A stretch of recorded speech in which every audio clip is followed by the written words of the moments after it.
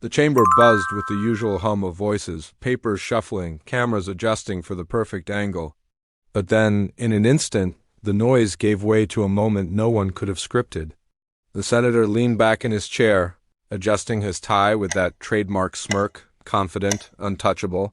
As the microphone before him flickered red, he muttered words meant only for the aide beside him. Words he believed would stay hidden, safe in the shadows of private arrogance. But they didn't. The mic was hot. And across the chamber, every reporter's earpiece lit up at once. The phrase was unmistakable, dripping with contempt, laced with the kind of arrogance that couldn't be spun or polished away. Within seconds, it wasn't just the aides and staffers who had heard. The entire nation was listening. Gasps rippled across the room. A few heads snapped toward the press gallery. One camera operator mouthed a silent, "Did he just say that?" as the feed carried those words to televisions, phones, and live streams across America. The senator's smile wavered for just a flicker of a second, a crack in the mask, but arrogance is a stubborn shield. He straightened his posture, pretending nothing had happened, as though sheer confidence could erase the soundbite already racing across the internet. And yet, somewhere in the chamber, one figure didn't just hear the slip. They understood it for what it was, not just a gaffe, but a revelation. The mask had slipped, and the truth, raw, ugly, undeniable, had escaped. The air grew heavy. For a heartbeat, time itself seemed to stall. Every eye, every camera, every whispered breath zeroed in on the senator. And then came the voice, calm, clear, cutting through the tension like a blade. It was the voice of the one person the senator least expected to challenge him. The fact-check was delivered in a single, devastating line, one so precise, so irrefutable, that the chamber itself froze. The senator's smirk faltered, his face paled. The truth had landed like a thunderbolt. But the real story isn't what was said. It's what happened next. The slip itself was shocking, yes, but it was the stage on which it happened that made the moment earth-shattering. This wasn't a backroom meeting hidden from the public eye. This was Capitol Hill under the glare of national television. Every cable network had their cameras trained on the chamber. Every journalist had their fingers poised over keyboards. Millions of American students, parents, workers, retirees were watching from their living rooms, scrolling live on their phones or catching fragments on social feeds. And in that moment, the stakes couldn't have been higher. For weeks, the senator had built his persona on bluster. A man of conviction, he claimed. A guardian of American values, he insisted. Each appearance before a camera was another performance, carefully crafted for sound bites, designed to reinforce his image of strength. And up until now, it had worked. His supporters cheered, opponents fumed, but few dared to challenge him in real time. This hot mic slip changed all of that, because it didn't just reveal arrogance. It revealed intent. It confirmed what many had suspected but couldn't prove, that behind the speeches, behind the grandstanding, there was a sneer, a disdain for the very people he claimed to represent. In that chamber, democracy itself seemed to tremble. If lies and contempt could go unchecked here, in the heart of American governance, what hope was there for accountability anywhere else? Commentators would later say that the silence which followed was unlike anything they had seen. It wasn't just awkwardness. It was recognition that something irreversible had just happened. A mask had slipped in real time, and there was no stuffing those words back into the shadows. But here's where the story sharpened. Because the senator wasn't new to this game, he had used this very tactic before. Time after time, he made bold claims, sometimes outright falsehoods, delivered with unwavering confidence, and more often than not, he walked away unscathed. Networks replayed his sound bites, headlines covered his statements. Rarely did anyone, in the moment, cut through the performance with cold, hard truth. That pattern emboldened him. It taught him arrogance. It whispered in his ear that he could say anything, anywhere, and get away with it. But not today, not in this chamber. Because this time, someone was ready. Across the room, the figure who had calmly delivered that devastating first fact-check wasn't just another opponent. They were someone forged by experience, someone who had seen the cost of unchecked arrogance. Their eyes never left the senator, even as he attempted to brush off the hot mic disaster. And in that steady gaze was something the senator wasn't prepared for: certainty. A certainty built not on bluster, but on truth. For the millions watching, this wasn't just about a single slip. It was about what that slip revealed, and what it meant if it was allowed to stand. Was America content to let lies pass as leadership, or would someone finally say enough? And as the chamber buzzed back to life, as reporters scrambled to relay the moment, and as the senator doubled down with more bluster to drown out his own mistake, the tension reached a breaking point. The confrontation that followed wasn't just political theater. It was a battle for the very meaning of truth in American democracy. But before that clash could explode, the story demanded a closer look at the man who had just been exposed and the long trail of contradictions that led him here. To understand why this moment mattered, why one hot mic gaffe could ignite such a firestorm, you have to understand the man behind it. The senator wasn't just another politician. He was a brand.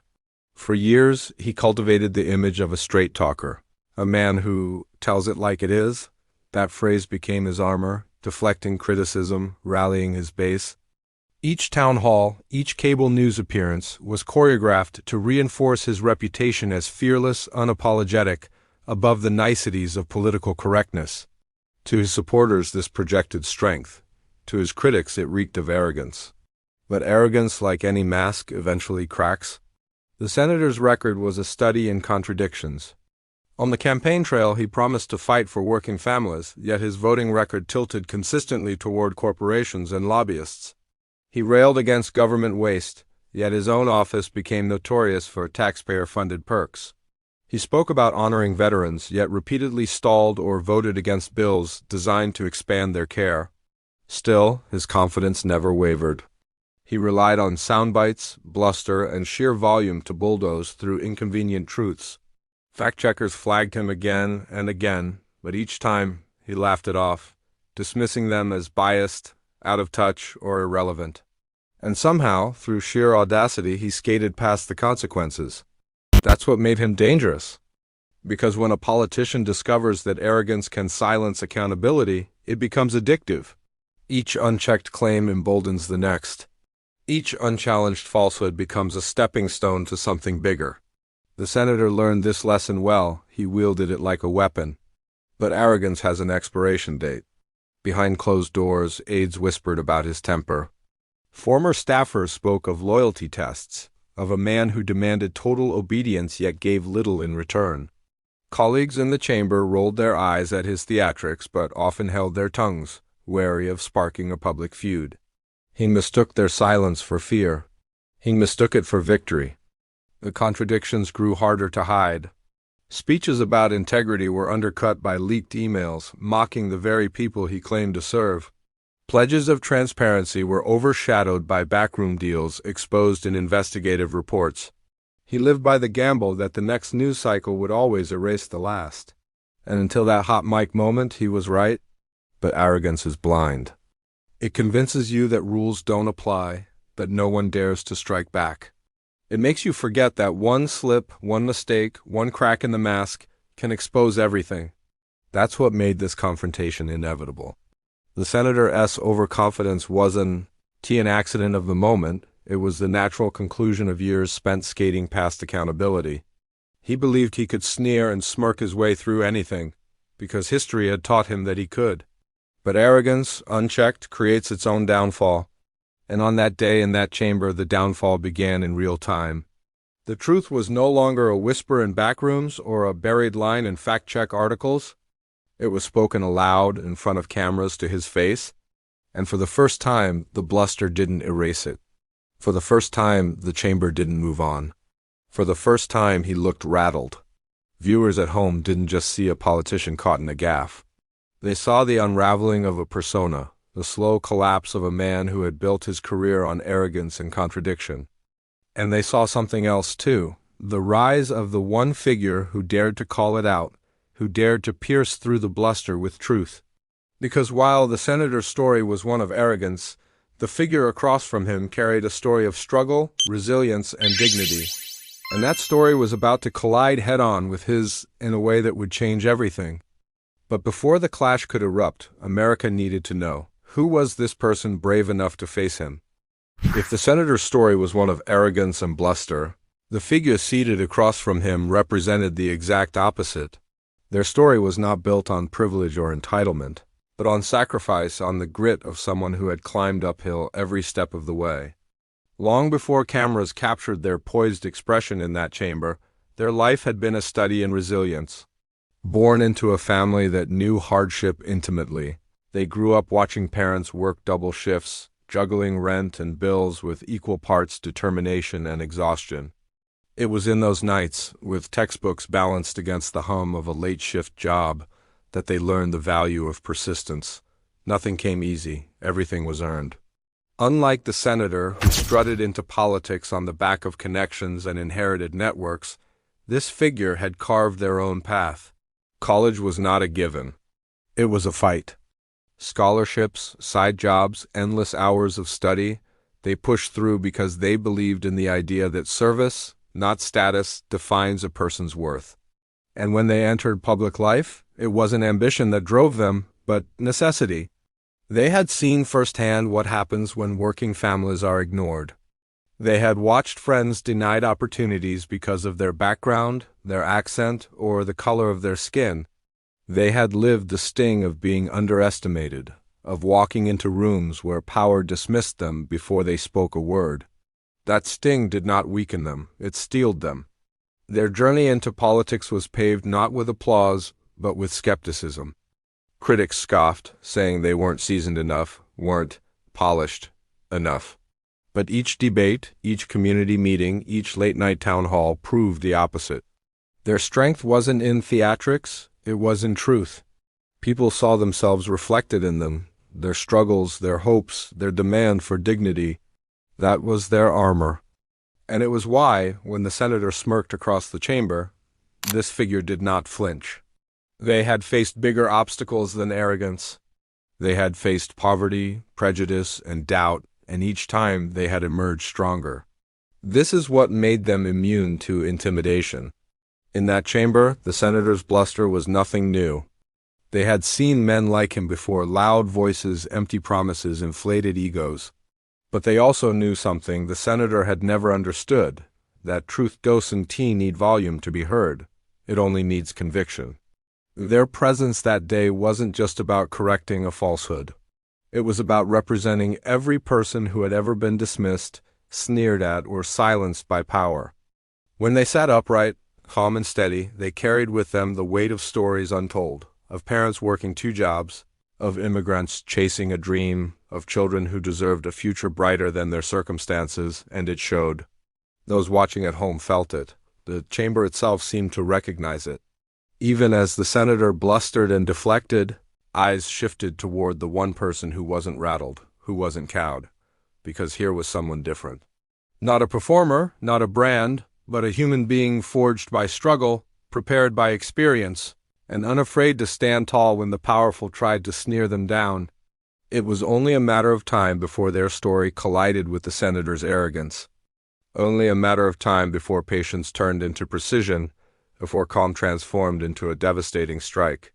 And as America leaned closer to their screens, the question burned, how would this figure, this quiet force of dignity, respond when the senator tried his usual trick of insults, bluster, and domination? The answer was coming, and it would shake the chamber to its core. The senator leaned forward, clutching the microphone as if it were a weapon. His voice cut through the chamber with the practiced tone of someone who had made a career out of bluster. You think you've caught me? Please. I've been in this chamber longer than you've been in politics. I know how this works. I set the agenda here, not you. The words dripped with disdain, a sneer dressed as authority. Supporters in the gallery nodded along, reassured by the performance. But behind the bravado, there was a tremor, the faintest crack in confidence, visible only to those watching closely. Across the room, the hero didn't flinch. They sat calm, hands folded, gaze fixed steadily on the senator. That calmness wasn't weakness, it was power. The chamber sensed it. Silence deepened. The absence of reaction became its own kind of defiance. The senator didn't like silence. He thrived on noise, applause, outrage, anything that fed the spectacle. So he doubled down. You sit there pretending you've got the high ground. But let me tell you something, you don't know the first thing about serving this country. I've carried the weight of this office while you've been chasing headlines. You're out of your depth, and everyone in this room knows it. A murmur rippled through the chamber. The line was harsh even for him. Cameras zoomed in, capturing the flicker of smugness in his expression. He thought he had regained control. But the hero's calm only deepened. They let the words hang in the air, unchallenged, not because they lacked a response, but because they understood the power of timing. Every insult the senator hurled only stacked the tension higher, like dry wood waiting for a spark. The chamber leaned forward. Viewers at home gripped their screens. What would happen when the silence broke? The senator pressed on, now louder, more animated. His hands sliced through the air, his voice rising in pitch. The people didn't send me here to play games. They sent me here to speak for them. And you're nothing but a fraud, hiding behind statistics and feel-good speeches? When the real fight comes, you'll crumble. Gasps, audible gasps. Even some of his allies shifted uncomfortably in their seats, and still the hero said nothing. Their restraint was unnerving, their composure unshakable. Each passing second turned the senator's volume into noise, his bluster into desperation. The chamber wasn't hearing strength anymore. They were hearing panic. A moment of silence fell again. The senator, sweating now, reached for his water glass, his hand trembling just slightly. He tried to mask it, but the cameras caught everything. The hero leaned forward, slowly, deliberately. Their voice, when it came, was measured, soft enough that the chamber hushed to hear, sharp enough to pierce through the noise like glass shattering on stone. And then, in less than 10 seconds, everything unraveled.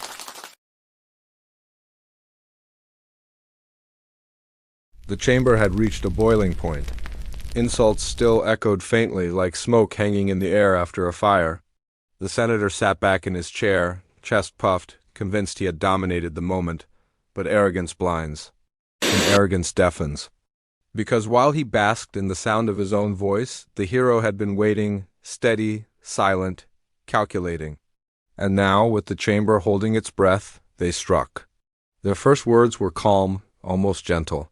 "You say you speak for the people," they began, their voice cutting through the silence like a scalpel. But the record tells a different story. A ripple ran through the gallery, heads turned. The senator shifted in his chair. The hero continued, their voice firm, deliberate, each word placed with surgical precision. "You claim to fight for working families.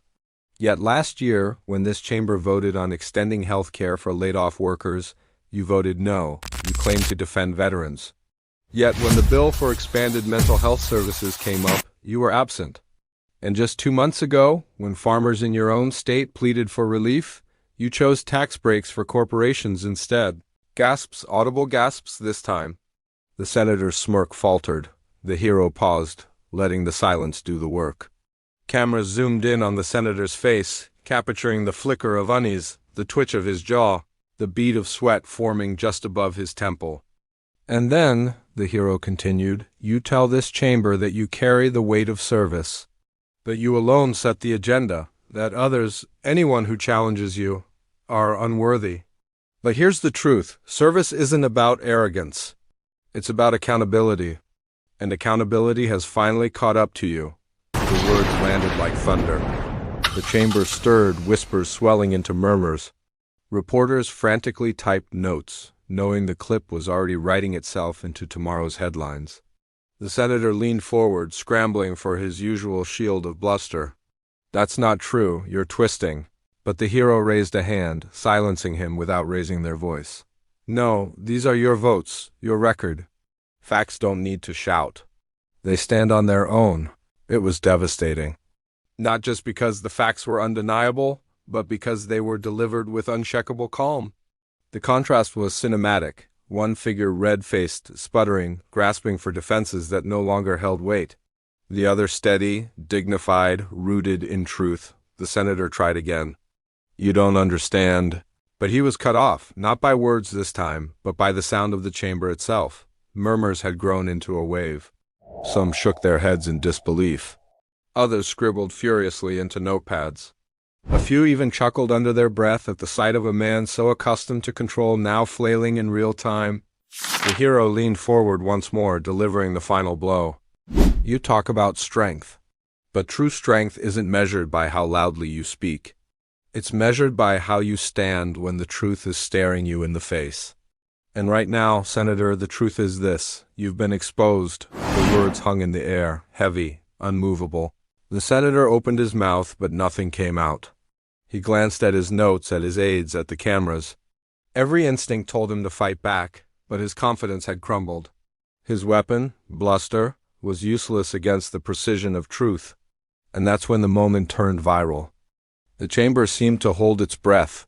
Aides whispered furiously into phones. Reporters texted editors with one hand while steadying cameras with the other. Social media lit up instantly. Hashtags, clips, captions flooding timelines, hashtag exposed, hashtag truth wins, hashtag hot mic meltdown. The hero didn't gloat.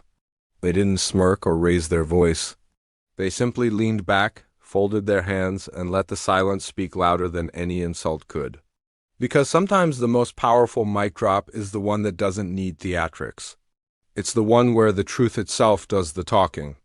The senator sat frozen, staring at his desk, his arrogance shattered. For years he had relied on bluster to shield him from accountability. But bluster has an expiration date, and this was it. The chamber buzzed with energy.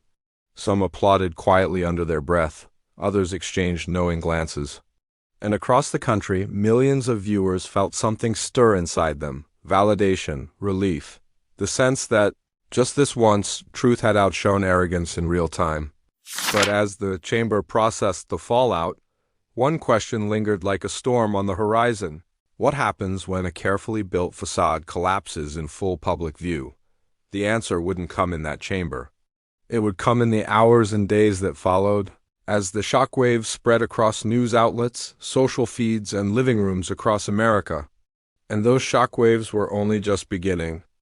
The silence in the chamber didn't last long. Within minutes, it was replaced by a storm.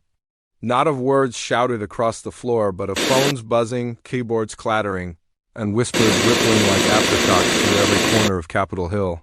The mic drop moment had escaped the walls of the Senate before the senator could even collect himself. Clips of his stammering face, the sweat on his brow, and the hero's calm dismantling of his record were already racing across social media at lightning speed. On Twitter, or rather, on the platform now known simply as X, hashtags began trending within minutes. Hashtag exposed senator, hashtag hot mic truth, hashtag accountabilityans. The clip was everywhere. In living rooms, on office screens, even on the phones of students between classes. The image was simple but unforgettable. A man long feared for his arrogance, finally silenced. Commentators pounced. Evening anchors replayed the clip again and again, dissecting every pause, every reaction. One network replayed the hero's line, "Facts don't need to shout," and declared it the quote of the year. Another ran a split screen. On one side, the senator's flustered face. On the other, a scrolling list of his voting record. It wasn't just reporting anymore, it was spectacle. Late-night hosts wasted no time. By the next evening, monologues were filled with jokes about the senator losing to the mute button. Memes spread like wildfire. One showed the senator's face next to a deflated balloon. Another dubbed the hero's mic drop moment over a scene from a boxing movie. But beyond the humor, something deeper was stirring. In small towns and big cities alike, Americans gathered around screens and felt a wave of recognition. They had seen arrogance win too many times. They had watched politicians dodge accountability with a smirk and a soundbite. But this time felt different. This time, dignity hadn't just survived, it had triumphed. In cafes, strangers debated the moment with newfound passion. On college campuses, students played the clip during class discussions about leadership and integrity. On talk radio, callers lined up to vent, praise, and argue. The moment had become more than a clip. It was a cultural touchstone, and the senator? Behind closed doors, panic set in. His staff scrambled to draft statements, excuses, spin. They tried to paint the takedown as unfair, out of context, political theater.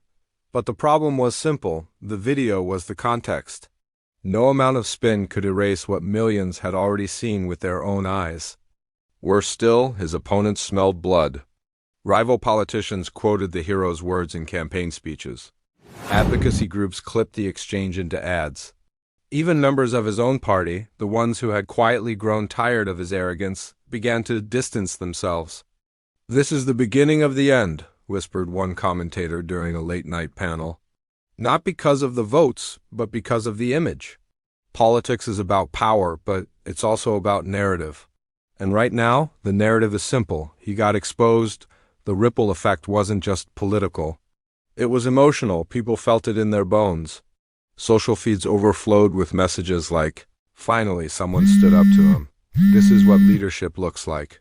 Truth doesn't shout.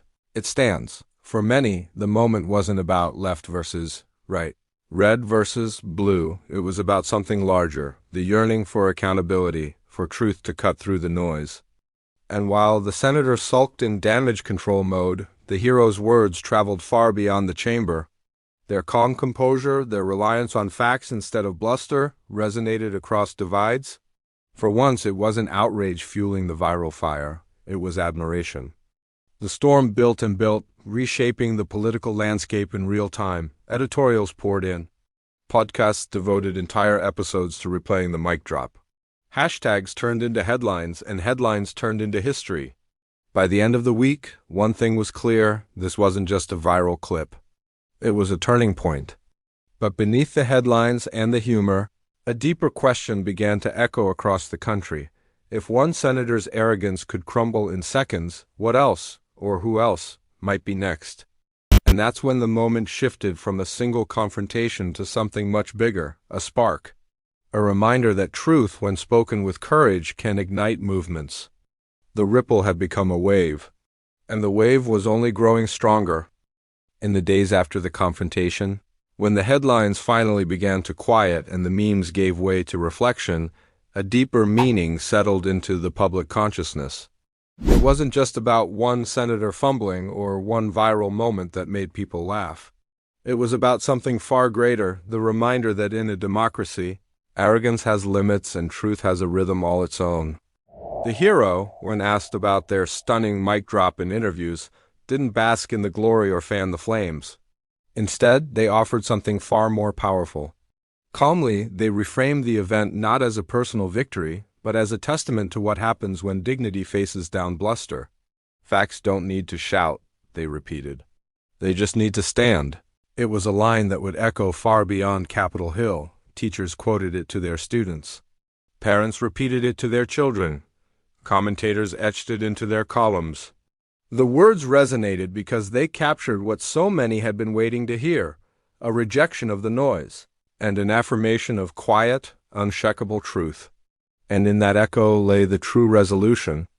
For too long, the senator had thrived on chaos, using insults, volume, and sheer force of personality to dominate the stage, but the showdown had stripped away the illusion. The world had seen arrogance meet its limit, and the silence that followed spoke louder than any speech. The moral lesson crystallized: dignity is not weakness, restraint is not surrender, and calm is not silence. On the contrary, those qualities are what give truth its power. Because when truth stands steady, arrogance collapses under its own weight. People across the country felt empowered by that lesson. Immigrant families who had long felt invisible saw in the hero's composure a mirror of their own quiet resilience. Young activists felt renewed hope that justice wasn't just an abstract idea, but something that could be spoken into reality. Even those who had grown cynical about politics found themselves reminded of something elemental: that power is fleeting, but integrity endures.